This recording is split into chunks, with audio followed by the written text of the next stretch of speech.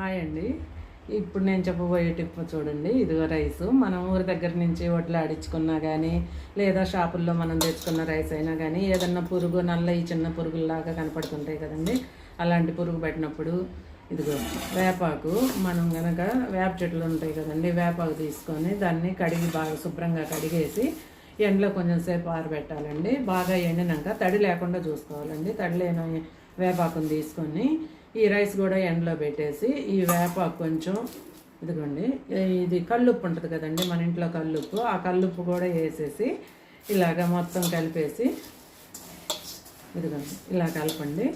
కలిపేసి మనం కనుక 2-3 అవర్స్ కనుక ఎండలో పెట్టేస్తే ఇంకా అసలు ఎప్పటికీ పురుగు అనేది పట్టదండి.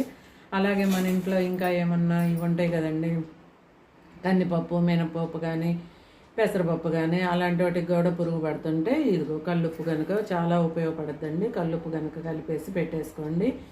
కానీ 2-3 అవర్స్ మళ్ళీ ఎండలో పెట్టాలండి. ఎండలో పెట్టినాక అయితేనే అవి బాగా పనిచేస్తుంది.